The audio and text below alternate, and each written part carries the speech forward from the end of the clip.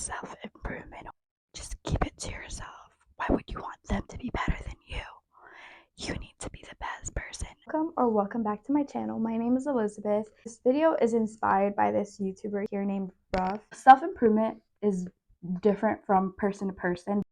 Generally, it basically means improving yourself, improving your old self. So I would say that my, self-improvement has been for a while, but I didn't really get serious about it until I graduated high school.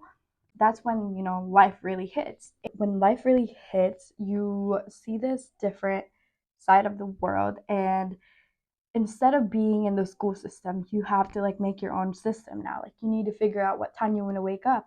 You need to figure out if you want to go to college, if you don't want to go to college, if you want to go to community college or to a trade school, and or just work, like no judgment, to just work. And my senior year, that's when I had like weightlifting class.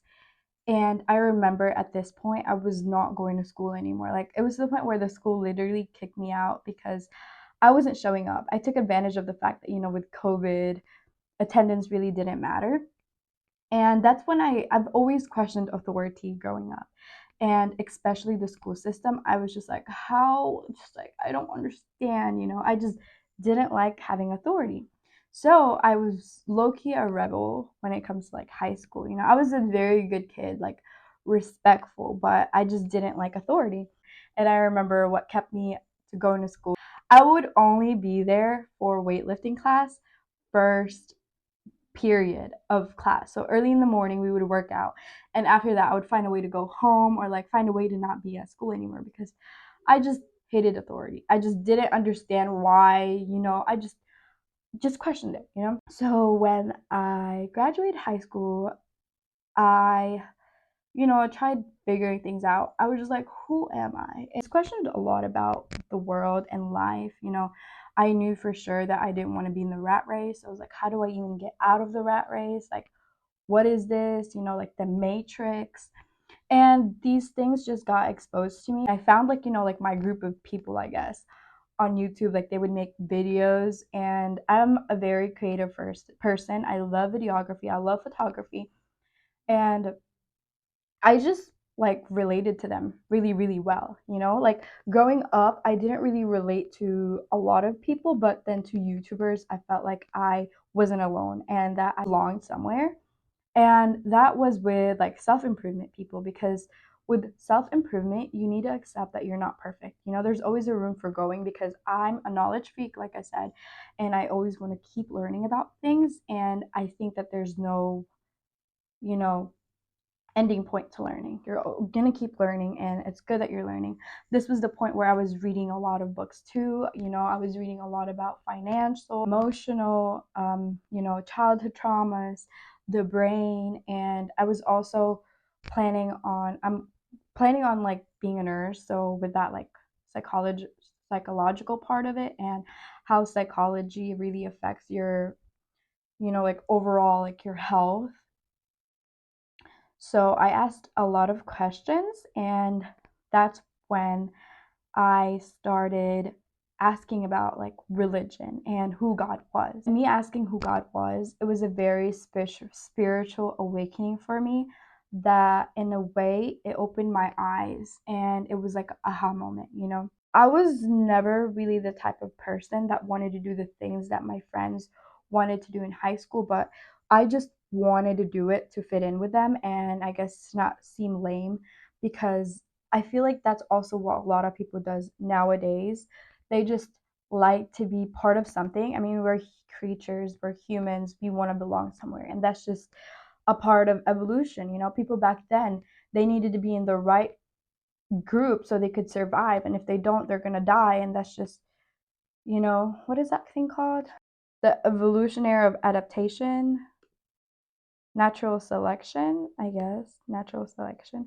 So if we're not in the crowd, then we die, and that's what it is for everyone. And I got really, like religious or spiritual, and I found a lot of wisdom in religion. And that might not be your cup of tea, but spirituality is an important thing. It's good for your soul. Since I separated from them, I did a lot of work on myself, whether it be at the gym or just consuming a lot of, self improvement tips, reading a lot of books. There's a lot of books nowadays. I've like, as you can see, like from my back, like I just bought a lot of books to get to know in the brain and like us humans. And I think with a lot of that, I realized that life is meaningless without purpose. And purpose for everyone is really, really different. And your purpose is since it's different from others, you can't really tell people, you know, how to find their purpose. And I guess when I had my spiritual awakening, I wanted to play God and, save everyone. And I realized that a lot of people don't want to be saved. And I don't know why. I think it's because, they're comfortable in it, or they're just scared. They have a fear of getting out of their comfort zone or whatever.